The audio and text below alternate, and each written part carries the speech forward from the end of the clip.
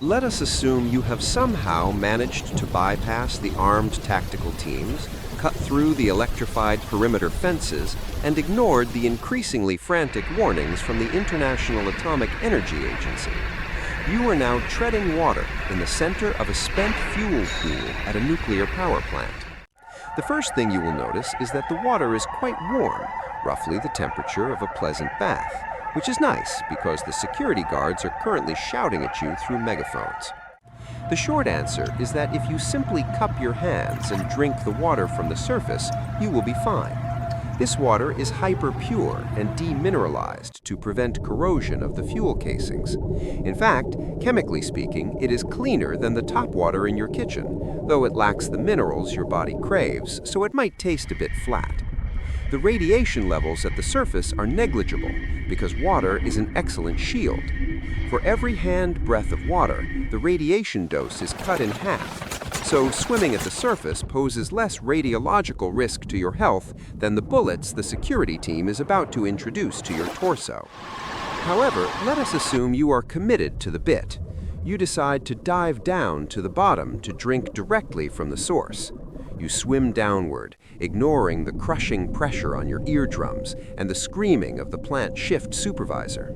You place your face mere inches from a fuel assembly that was removed from the reactor core yesterday. This is where things become scientifically interesting and biologically regrettable.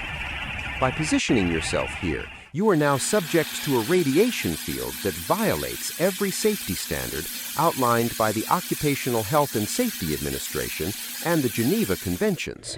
Actually, it's even worse. At this proximity, the gamma radiation is so intense that it is physically tearing the water molecules apart. This process is called radiolysis.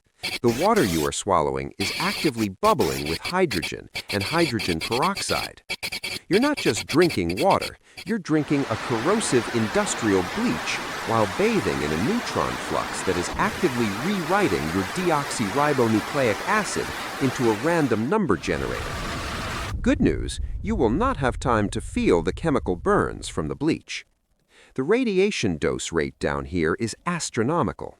We are talking about receiving a lethal dose not in years or minutes, but in fractions of a second. To put this in perspective, it's roughly equivalent to eating 40 million bananas all at once. This triggers a phenomenon known as immediate incapacitation. Your central nervous system will simply shut down before your brain has time to process the signal that it is currently being cooked. As your consciousness fades, you might notice a beautiful, brilliant blue glow emanating from the fuel rods and increasingly from the fluid inside your own eyes. This is the light at the end of the tunnel. It is Cherenkov radiation, a sonic boom of light created by particles screaming through the water faster than light itself can travel through that medium. It is a stunning display of high-energy physics, and it is the last thing you will ever see before your biology unceremoniously becomes physics. Would you like me to calculate exactly how many bananas you would need to eat to match the radiation output of a fresh fuel rod?